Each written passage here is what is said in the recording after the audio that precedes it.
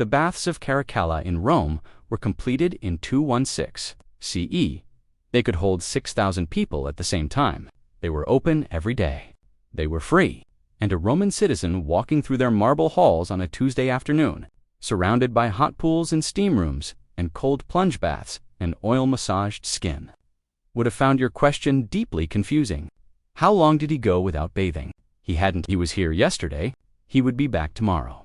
Some of his neighbors came twice. You asked the wrong question about the wrong civilization. The story we tell ourselves about ancient hygiene is one of the most confidently wrong things.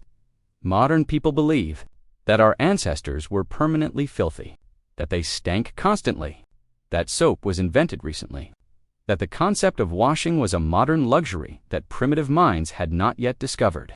We picture ancient humans as essentially unwashed, grunting, matted, revolting creatures who would clear a room.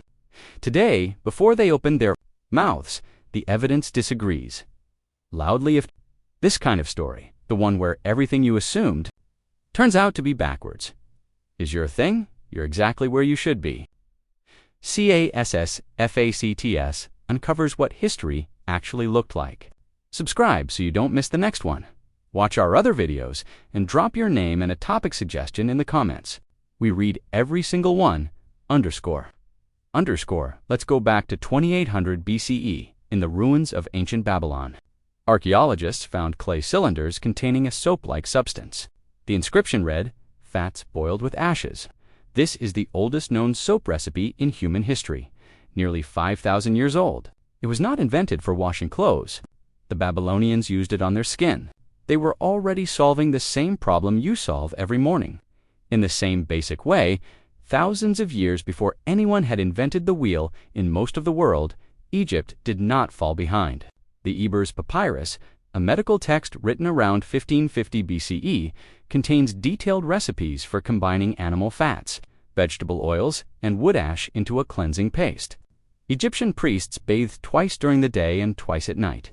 Common Egyptians had dedicated bathing rooms in their homes during the New Kingdom period, between 1550 and 1070 BC, where a servant would pour water over them from a shallow stone basin. They also used natron, a naturally occurring salt compound, to clean the skin, the teeth, and the body after death. The Egyptians did not separate cleanliness from religion. To be dirty, in their framework, was to be spiritually incomplete. The cleaner you were, the closer you were to the gods. They bathed not in spite of their beliefs. They bathed because of them. But here's where it gets more complicated, because not all ancient civilizations were equal on this point. And the real answer to how long ancient people went without bathing is not one answer. It depends entirely on when and where you were standing. The Romans were, by any reasonable standard, obsessed. The Emperor Commodus reportedly bathed 7 times a day. When a foreign visitor once asked a Roman emperor why he bathed only once, the emperor replied that he simply did not have time to bathe twice. By 33 BCE, Rome had 170 public bathhouses. By the peak of the empire, that number had grown to over 800. The baths of Diocletian, built in 306 CE, had a daily capacity of 3,000 people. The baths of Caracalla handled 6,000 to 8,000 per day. Entry was free. Everyone went. The slave and the senator stood in the same water. Bathing in Rome was not hygiene. It was social architecture.